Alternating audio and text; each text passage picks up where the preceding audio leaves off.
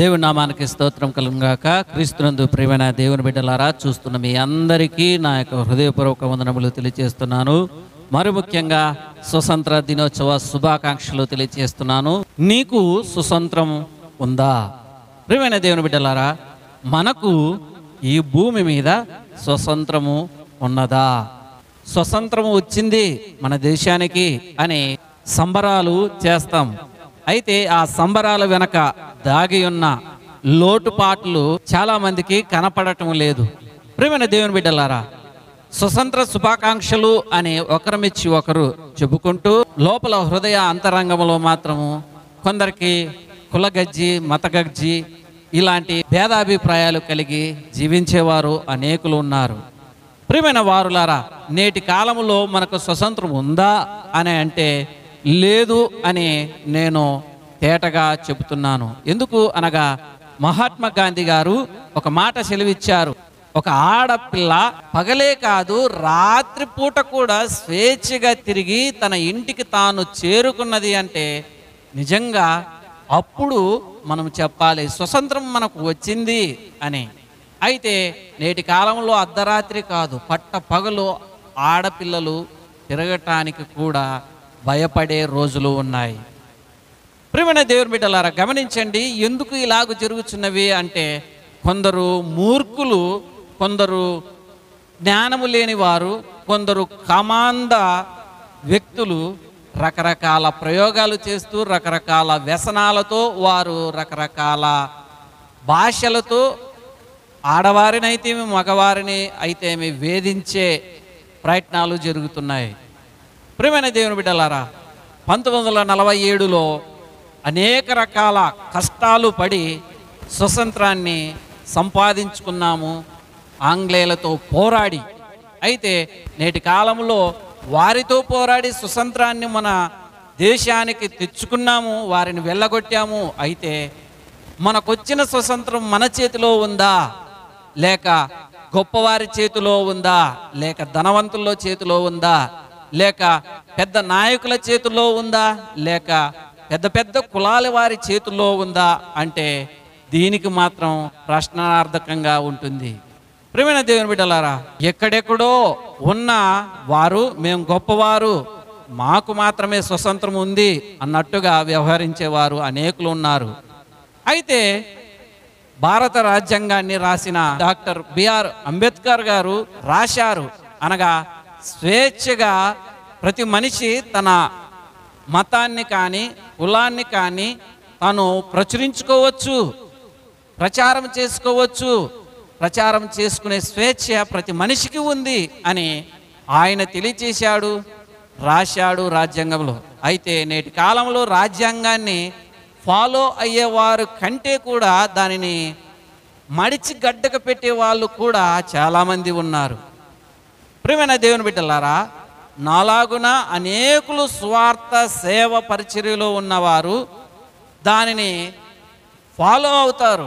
అనగా రాజ్యాంగం మాకు ఇది సెలవిచ్చింది అని పట్టుకొని మేము పోరాడే యోధులుగా ముందుకు కొనసాగుతూ ఉంటే కొందరు రాజ్యాంగం లేదు, ఏమీ లేదు అని అంటూ మా మతమే పెద్దది, మేమే పెద్దవారము, మేము చెప్పిందే వినాలి, మీరు బానిసలు, మీకు స్వతంత్రమే లేదు అన్నట్టుగా ప్రవర్తించే వారిని కూడా నేటి దినాలలో చూస్తున్నాం.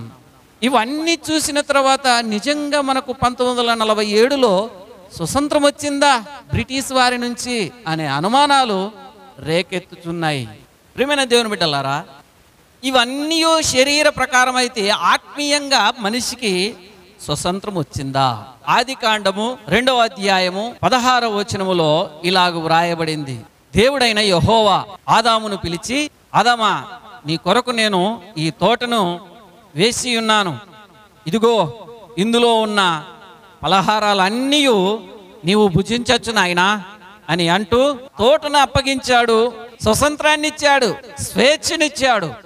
అయితే అందులో ఒక చెట్టును మాత్రము చూపించి ఆ పళ్ళను ఆశించవద్దు, తినడానికి ఆలోచింపవద్దు అని అంటూ మంచి చెడులను తెలివినిచ్చు పళ్ళునైనా నువ్వు తినకూడదు అని ఆజ్ఞాపించాడు. ప్రియమైన దేవుని బిడ్డలారా, తక్షణమే సాతానుడు వచ్చి దేవుడు ఏదైతే వద్దన్నాడో దానిని చేయించాలి అనే ఆలోచన తపనతోనే సాతానుడు వచ్చి ఆ అవ్వను ఆదామును శోధించి అవ్వతో మాట్లాడాడు.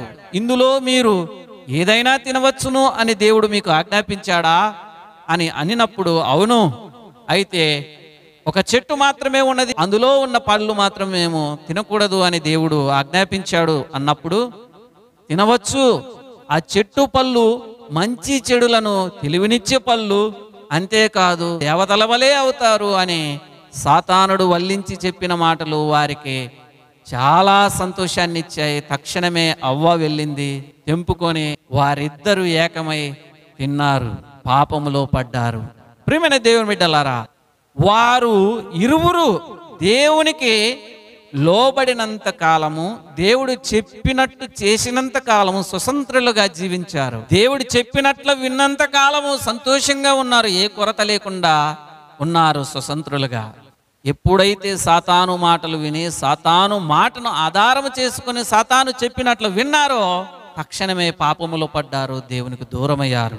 వాక్యం సెలవిస్తుంది, పాపము చేయు ప్రతి వాడు పాపమునకు దాసుడు. దాసుడు అనగా గాసము చేయువాడు, అనగా స్వతంత్రుడు కాడు అని. నేటి కాలములో మూటలు కట్టుకుని ఎక్కడెక్కడో పోతారు స్వతంత్రం తెచ్చుకోవాలని.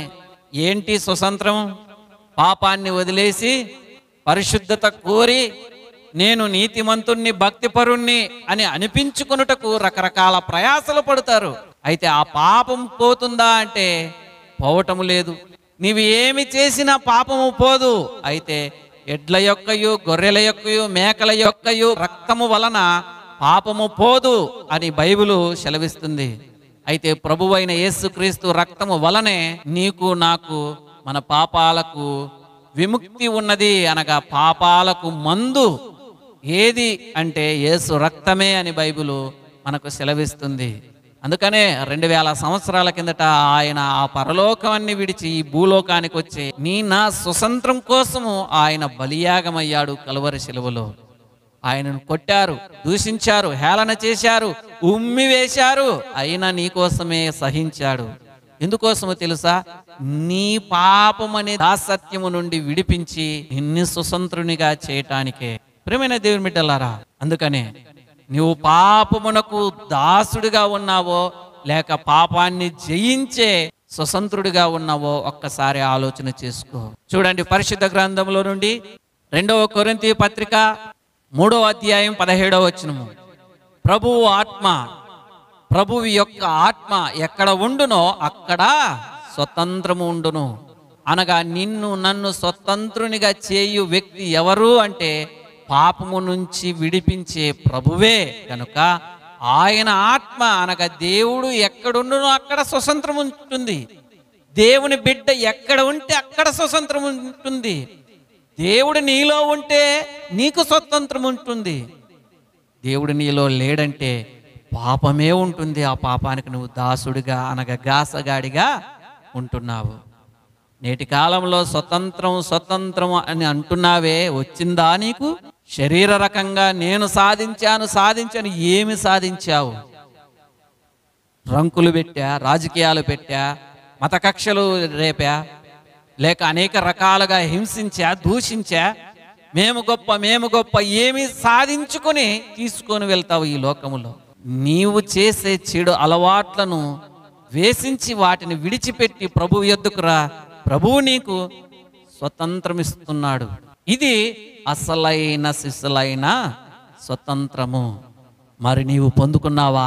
ఇకనైనా మేల్కొని వెంటనే ప్రభువైన యేసుక్రీస్తు వారే నీ పాపములను గూర్చి ఆయన ఆలోచన చేసి పరలోకము నుండి దిగి వచ్చి తన ప్రాణాన్ని విడిచి నీకు స్వతంత్రం ఇవ్వడానికి వచ్చాడు. నీ పాపాలకు విముక్తి ఇవ్వటానికే వచ్చాడు. నా పాపాల నిమిత్తమే ఆయన కలువరి శిలువలో బలియాగమయ్యాడు. ఎందుకోసమో తెలుసా? నిన్ను స్వతంత్రునిగా చేయటానికి, లేక ఎవరి కిందో నిన్ను దాసునిగా చేయటానికో బానిసగా ఉంచటానికో కాదు. ప్రియమైన దేవుని బిడ్డలారా, ఏదైనా అలవాటు ఉండి దానిలో నుండి మానలేకపోవచ్చున్నావంటే దానికి నీవు దాసుడి, బానిసవు. నేటి కాలంలో మేము పెద్దవారము, మీరు చిన్నవారు అని బానిసత్వము చూస్తున్నారంటే వారు ఏదో పైన నుండి ఊడిపడ్డారు అని కాదు. అందరూ తల్లి గర్భము నుండే వచ్చినది. దేవుడైన యెహోవా నిన్ను ఆదాము నుండి కాదా సృష్టించింది? నేల మట్టి తీసి ఆయన నరునిలో ఊపిరి ఊదగా నరుడు జీవాత్మాయను అని బైబిల్ గ్రంథం సెలవిస్తుంది. ఇవన్నీ మాటలు నీవు వ్యర్థముగా చేస్తున్నావంటే నీవు మూర్ఖుడవే అని బైబిల్ గ్రంథం సెలవిస్తుంది. ప్రియమైన దేవుని బిడ్డలారా, మనుషులంతా ఒక్కటే. చదువుకునే పాఠశాలలో ప్రతిజ్ఞ చేస్తాము, భారతదేశము నా మాతృభూమి, భారతీయులందరూ నా సహోదరులు, నేను నా దేశాన్ని ప్రేమిస్తాను, అందరూ నా సహోదరులు అన్న ఆ ప్రేమ పెరిగి పెద్దగైన తర్వాత ఎక్కడికి వెళుతుందండి? మతాలని, కులాలని, జాతని, ప్రాంతమని భేదాభిప్రాయాలతో ఒకరినొకరు చంపుకుంటే నీవు ఒక్కడవే ఉంటే ఏమి సాధిస్తావు?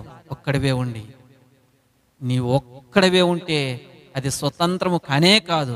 10 మందితో కలిసి ఉండు, 10 మందితో నీవు పని చేయి, సంతోషంగా స్వేచ్ఛగా ఉండటానికి ప్రయత్నించు. దేవుడు కొద్ది వాక్యాన్ని దీవించి ఆశీర్వదించును గాక. ఆమేన్. ప్రార్థన చేసుకుందాం. పరిశుద్ధుడా మా దేవ, మీకే స్తుతులు స్తోత్రము నాయనా. తండ్రి, నేటి దినము స్వతంత్రం వచ్చింది అని చిందులేసే ప్రతి ఒక్కరూ వినాలని ఆశిస్తున్నాను నాయనా. మీరు మాట్లాడారు, బానిసత్వం ఎవరి కిందో ఉంటే కాదు, పాపమనే బానిసత్వంలో ఆల్రెడీ అందరూ ఉంటున్నారు అని నీ వాక్యం సెలవిస్తుంది. అందులో నుండి బయటికి రావాలి, స్వతంత్రుడిగా ఉండాలి నా పిల్లలు అని నీవు కోరుకున్నావు.